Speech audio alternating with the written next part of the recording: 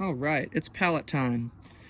Now, pallets like these, a lot of them you can get free if they're broken, and they have a lot of usable wood on them.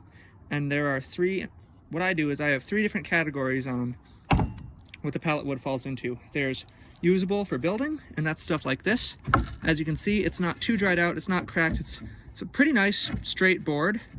Good for building lots of structural, not super pretty things. Then there's usable burnable. And usable burnable is stuff where the nails comes out, but it's cracked and dry and splinters. That stuff makes excellent firewood. And then last, there is the stuff that's usable burnable with nails, and that is not ideal. And then at that point, you just got to collect the nails at the bottom of your fire pit, or throw it out if you have to. Now, sometimes you'll get lucky and find some exotic woods, but in order to take apart a pallet, you really just need these two tools. There are others that you can use, but I've got my trusty Vaughan Super Bar, and I got my Vaughan hammer. Any brand works. Of course, the made in the US stuff is the best. And so some pallets will be harder than others, but this is what I like to do. So, setting it on a flat surface, as you can see, this is up here.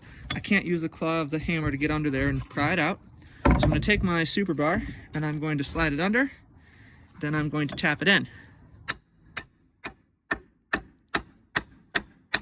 making that little V right there. Try to align it perfectly with the nail. Then what I'm going to do is I'm going to pry it up. Sometimes I have to work around the board. As you can see, that's now exposed. So now all you got to do is slide that up. Sometimes you need to flip it around, pull it out. Make sure to store your nails somewhere where they're not going to get lost and therefore like stepped on or puncture a tire or anything. Now that one's out of the way, pound it in,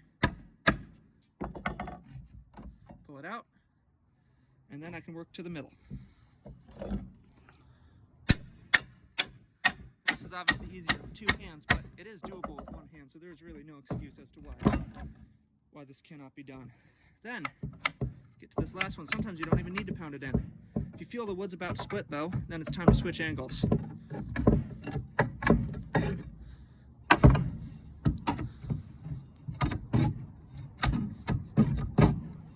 Looks like it's time to go to this side. Oh, and it popped right out. All right. Now the nails are sticking up like this. Just take your hammer,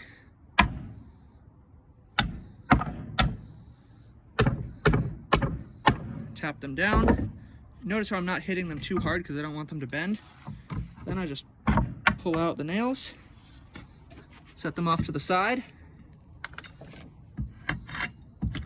and I have a perfectly usable board.